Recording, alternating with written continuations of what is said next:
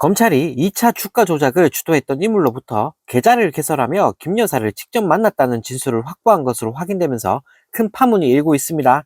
네, 김건희 씨 주가 조작 의혹 사건의 핵심은 아직 공소시효가 살아있는 2차 주가 조작 때 김건희 씨가 가담했는지를 밝히는 거라고 하는데요. 네, 도이치모터스 2차 주가 조작 사건의 주요 인물인 김모 씨는 2021년 구속된 직후 2011년 초 권오수 도이치모터스 회장 소개로 김 여사를 만나 주식 계좌를 만들었고 이후 관리를 해줬다라고 검찰에 진술을 했다고 합니다. 네, 김 씨는 이 만남 전에도 김건희 씨의 다른 계좌를 통해서도 주가 조작에 관여했던 것으로 드러났는데요. 네, 특히 2차 주가 조작 범행은 1차 주가 조작 시기와 달리 공소시효가 아직까지 살아있다고 합니다. 네, 한편 이 소식을 접한 네티즌들은 이래도 이 찍들은 조용, 한심한 집단들, 증거는 차고 넘치는데 이래도 끝까지 조사 안 함. 국민을 개돼지로 보는 거지 뭐. 법 위에 군림하는 김건희, 나라 꼴 처참하다라는 댓글을 달며 비판했다고 합니다. 네, 정말 어이가 없습니다.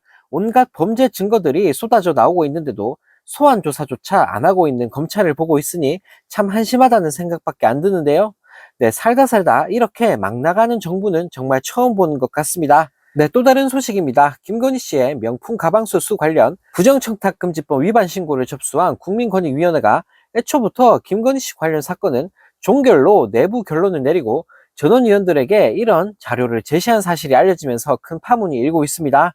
네, 권익위는 하루 전인 10일 이 사건 관련자인 윤 대통령과 김건희 씨 내용을 모두 종결 처리해버렸는데요. 네, 이날 복수의 권익위 관계자들은 권익위가 전날 열린 전원위에 신고 대상 3명 모두 법 위반 사항 없으니 종결하는 방안과 김 여사는 종결, 윤 대통령과 최 목사는 수사기관 송부하는 두 가지 자체 검토안을 제시했다고 전했다고 합니다. 네, 그런데 두 방안 모두 김건희 씨는 추가적인 조사나 수사기관 이첩, 송부 등이 아니라 종결이어서 권익위가 처음부터 김건희 씨 관련 내용은 검토하지 않는 쪽으로 가닥을 잡고 전원위의 방향을 제시한 게 아니냐는 지적이 쏟아져 나오고 있다고 하는데요. 네, 한편 이 소식을 접한 네티즌들은 이거 완전 독재 국가네. 다 지들 맘대로구만. 이게 말이 되냐? 진짜 대놓고 국민을 기만하네 라는 댓글을 달며 비판했다고 합니다. 네, 정말 어이가 없습니다. 이게 윤석열 정부가 말하는 공정과 상식입니까? 네, 맨날 입으로는 북한 욕하더니 하는 짓을 보고 있으니 여기가 북한인지 대한민국인지 헷갈릴 정도입니다. 네, 또 다른 소식입니다.